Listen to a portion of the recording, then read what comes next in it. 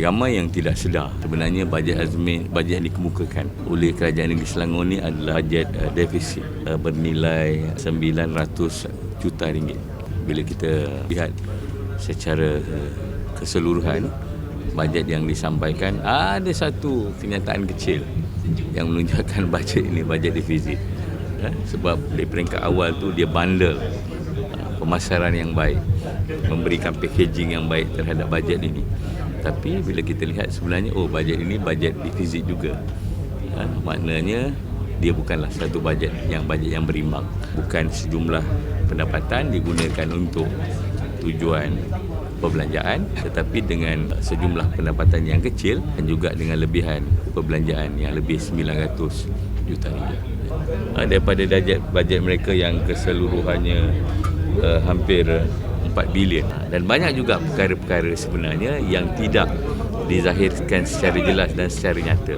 Contoh sekarang ini Selangor berhadapan dalam isu air. Apa penyelesaian kepada isu air? Adakah bajet defisit ini sebahagian besar iaitu digunakan untuk mengambil alihan air atau sebagainya? Apa jadi dengan teknologi horas yang pernah mereka war-warkan satu ketika dahulu? Sebab itu saya menuntut satu bajet yang lebih telus dalam bajet pada kali ini.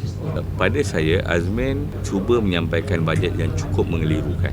Mengapa saya sebutkan demikian? Sebab beberapa kali beliau membuat perbandingan Selangor dan Malaysia. Tentulah ini suatu perbandingan yang tidak adil. Mengapa? Kerana mengurus sekolah kafar dengan mengurus sebuah universiti tentulah berbeza.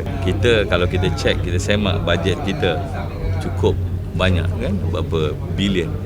Bajet Selangor baru sekitar dalam lebih kurang 4 bilion saja. Jadi kalau kita nak bandingkan sekolah kafar dengan universiti, tentulah berbeza. Saya tidak faham kenapa tidak mereka buat perbandingan akhirnya antara negeri dengan negeri. Dia boleh buat perbandingan dengan sekutu mereka Pulau Pinang. Mereka boleh buat dengan rakan baik mereka Kelantan. Ataupun setidak-tidaknya mereka boleh buat perbandingan dengan negeri-negeri lain di Malaysia. Sebagai contohnya Perlis, Sarawak ataupun Johor sebagainya.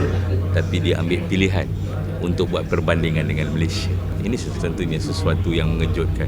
Dan kita kena ingat, dalam konteks yang cukup besar, Malaysia ini ekonominya dipengaruhi dengan turun naik harga minyak. Selangor tidak ada contribution sumbangan harga minyak. Sebab itu saya nak sebutkan tadi, saya fikir tidak wajar untuk dia bandingkan antara Selangor ini dengan Malaysia.